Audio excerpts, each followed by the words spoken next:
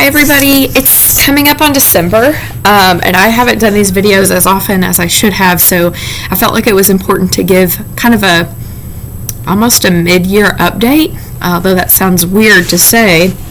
I guess technically December is halfway through the school year. So I wanted to go over some calendar options first, and then just keep you informed on a few things that are happening or coming up. We do dismiss at 1:30 this Friday, December 1st. Next week, we'll have our Secret Santa shop and St. Nick photo opportunity. The St. Nick photo is on Wednesday, December 6th, the Feast of St. Nicholas. And the Secret Santa shop is open the 5th, 6th, 7th, and 8th. I'm really grateful to our secretary, Miss Janet Eller-Kahn, who's running the Secret Santa shop and the St. Nick photo. So if you have any questions about that, make sure you reach out to Miss Janet in the front office. December 12th, in a couple of weeks, is the feast day of Our Lady of Guadalupe. And just a reminder, as Catholics, we don't worship Mary, but we honor Mary as the Mother of Jesus Christ, the Mother of God. And Our Lady of Guadalupe is one apparition of Mary. She's the one that appeared in Mexico to Juan Diego, and December 12th is her feast day. So it's going to be rocking and rolling around here at St. Theresa's from 5 a.m. until late in the evening. We will still be open for school, but attendance is optional. You might be thinking, why are you telling us attendance is optional? My kid's just going to want to stay home from school. You know, if that's what happens, that's fine. I'm not going to be upset or mad at anybody. Here's why attendance is optional on December 12th. For some families, these events on December 12th are really what they're going to do all day, and for many days leading up to December 12th, including some of our own students who dance a special liturgical dance multiple times in the days leading up to and on the actual day of December 12th. And God bless them. Like, they're exercising their faith and they're serving the Lord, and I just feel very strongly that they should be given the opportunity to devote their time to that and not worry about missing school. So if other students choose to miss school on the 12th, it's okay. But we'll also be open, and we will also have school that day in a more review-style, slower-paced day with a focus on our Mother Mary. Okay? 6th, 7th, and 8th graders will go straight into their exams December 13th, 14th, and 15th. So that really works out well to sort of be a study day before exams. This is important because I'm not sure this message always gets across, and I know it's just for 6th, 7th, and 8th grade parents, but it's worth saying. If a student misses an exam, we're supposed to give them a 0. Exams are more significant than tests. Exams review everything from the semester, so August to December is the exam material. We don't want to give anybody a 0. So don't skip school. Students shouldn't skip school on the 13th, 14th, or 15th if they're in the 6th, 7th, or 8th grade. Parents should bring a doctor's note if they absolutely have to miss. These exams are very important, okay? And then on December 20th, that's our last day before Christmas break. It's a short day. We'll dismiss at 12:30. We will not have OST. I will have some of the information about what we're doing that day, and parents are, of course, invited. I just don't have all that planned out just quite yet. So those are your calendar pieces. But remember, all of this is building up to Christmas. And as part of St. Theresa Catholic Church, we really encourage your family to always attend Mass on Sundays, but particularly at Christmas. There is a children's Mass in English on December 24th at 4 o'clock.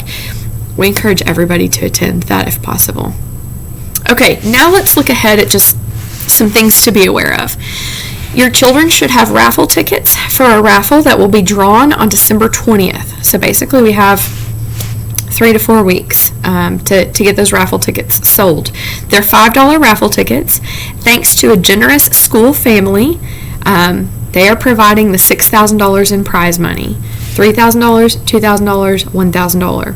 So we don't have to cover that. We also had a donor provide a children's bike. So we have 4 prizes that will be chosen on December 20th. When you do things like sell raffle tickets, that money directly supports the school, and it lets us address things on our strategic plan, which leads me to the next 2 items I wanted to share with you. thanks be to God, the school is doing better financially than it's been doing for the past 9 years that I've been principal. And so it's exciting that we're able to tackle some projects. The first project you should know about is security cameras.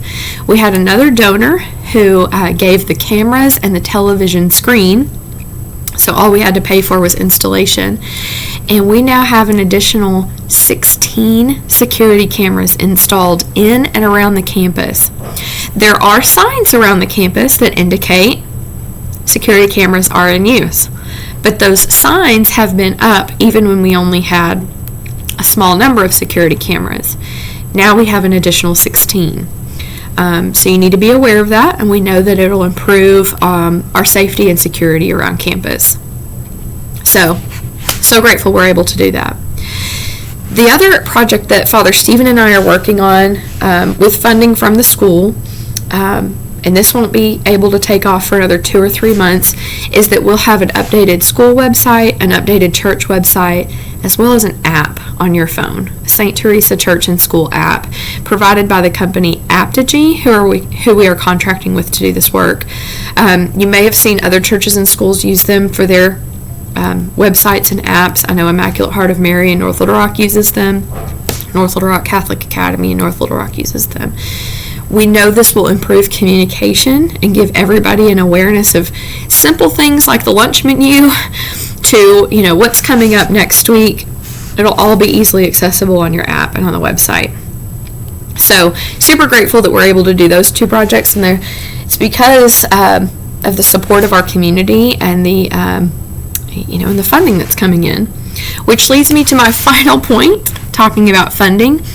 In the month of December, we actually do re-enrollment for next year, and we open up new enrollment for pre-K only. Okay, what does that mean? Re-enrollment.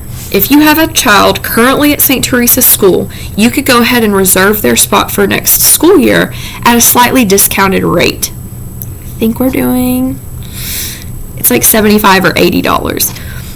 If you wait and do that in 2024, like in January or February, that rate's going to increase to $100 or more, okay? So we have early re-enrollment in December, and then we open up our pre-K enrollment. And why are we opening up pre-K enrollment so early? Honestly, you guys, we're having a lot of interest in our pre-K program. For the past several years, we've been able to be full in 2 pre-K classes, which is 27 students. We think that there is a possibility we will need a 3rd pre-K classroom next year. So if we can go ahead and open up pre-K enrollment, we can plan and be ready, okay? So you'll see information about that coming out. Now, at the same time that that's happening, I want to speak about the tuition scale that will be coming out as well. We plan to increase tuition, not a crazy amount, but you're going to notice some different things about tuition. All the Catholic schools in Central Arkansas are removing the sibling discount from their tuition scale. So you're no longer going to see 2nd child, 3rd child. And that might scare some of you who have multiple children and you've been like, wait, I'm used to that sibling discount. Here's what you need to know. There are more funding opportunities available than ever before. Okay? We at St. Teresa's have always been good at seeking out scholarships, ACE, MMI, other tuition assistance.